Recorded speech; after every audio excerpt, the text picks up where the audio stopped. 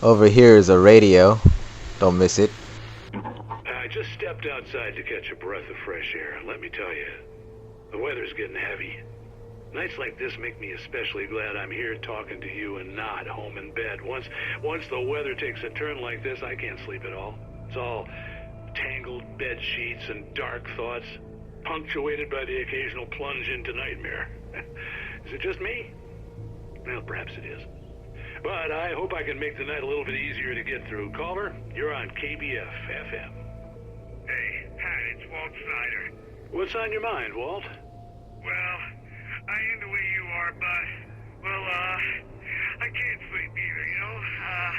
I just been staring out the window here, trying to make sense of it all, but, I ain't been drinking either, you know? Well, you sound like a man with a problem, Walt. I had argument with Danny, and, then I got in trouble with the law, and, I'm just, well... I heard something like that, Walt. Yeah, well, Danny's my best friend, and, they let me out on bail today, and now I'm just alone here at the window, waiting.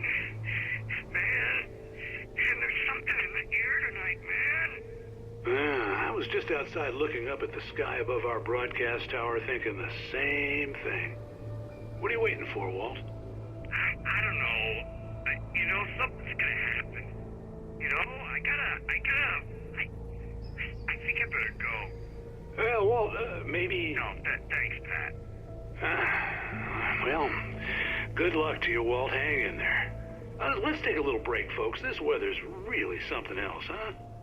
How can I Just so you guys know, that guy who was talking to the radio host, Pat Main, he was in the jail cell that was talking to me. That drunken guy in the jail cell, Walt.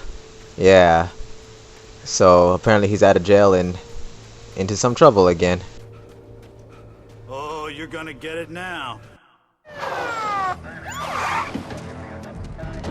God knows what you've done to that poor girl. This is Agent Nightingale, FBI! Get him up, Hemingway! You're under arrest! You move a muscle, I'll unload right in your goddamn face! Stay right where you are, Slane!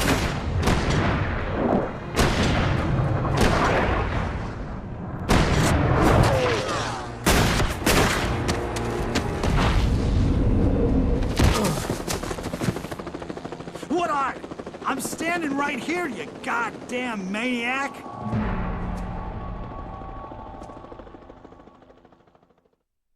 I hated to leave Barry behind, but there was no way I'd miss my appointment with the kidnapper. Give it up, Mr. Wake. Come on. Take it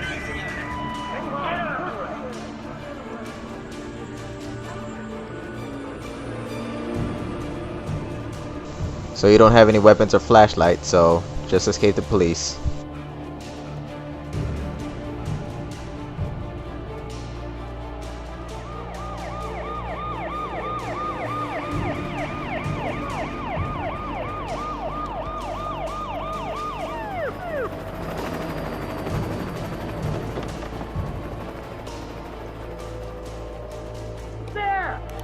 There he goes!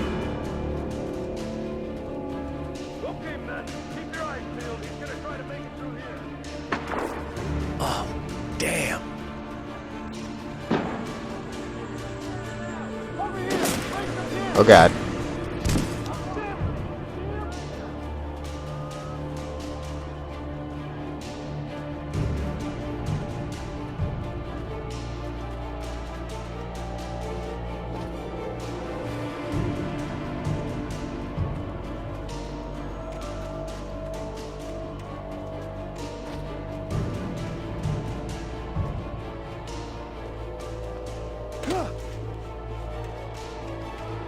Over here is a manuscript.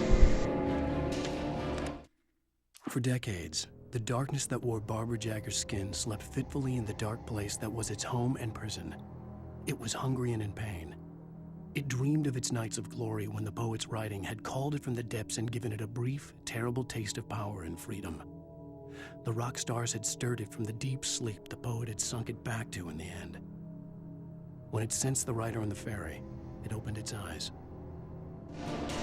The poet it's talking about is Thomas Zane, and the rock stars you'll see soon. You've seen him before, but you'll see him again.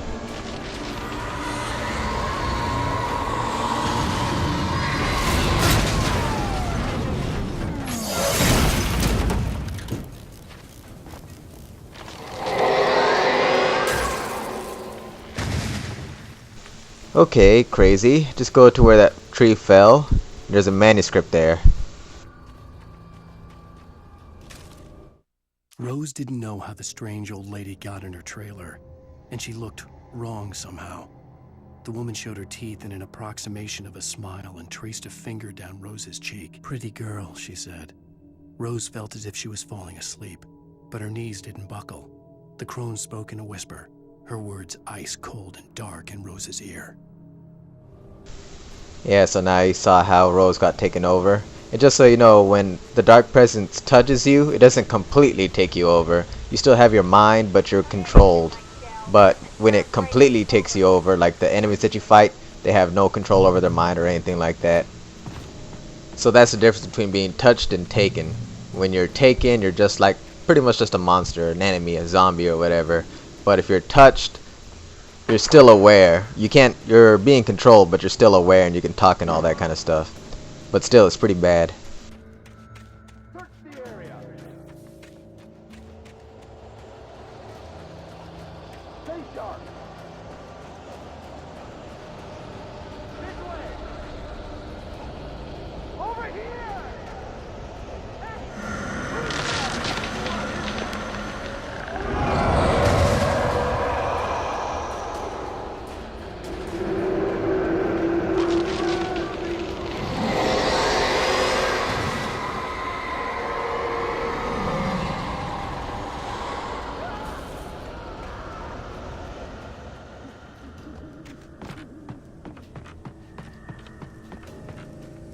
This horror was everywhere I went, circling me. The cops didn't stand a chance. They were after a rider, not a monster.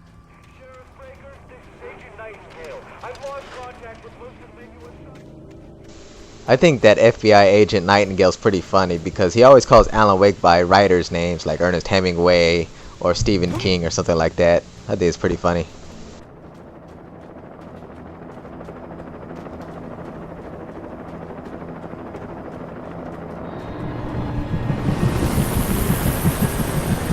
You on the ground. Make sure to stay Hold it behind right this there. rock. There's nowhere to run. Freeze!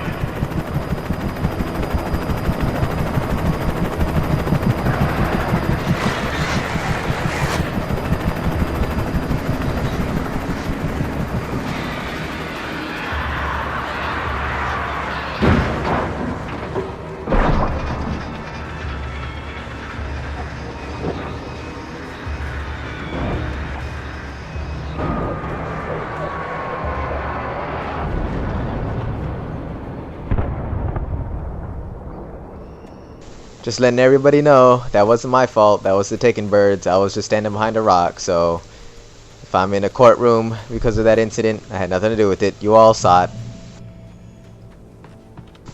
And over here is some binocular scopes to see, so you can see the plane crash or the helicopter crash. I mean, if you want.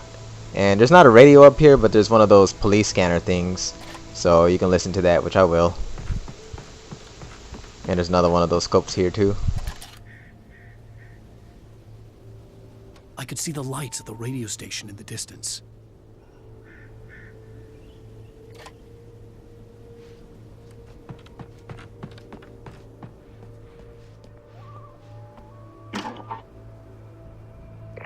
This is James. Mulligan, Thornton, come in. Over.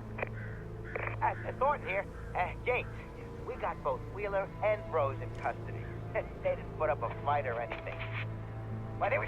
Hey, what are you... Come on! Sit down and give me that. James, Mulligan here. Over.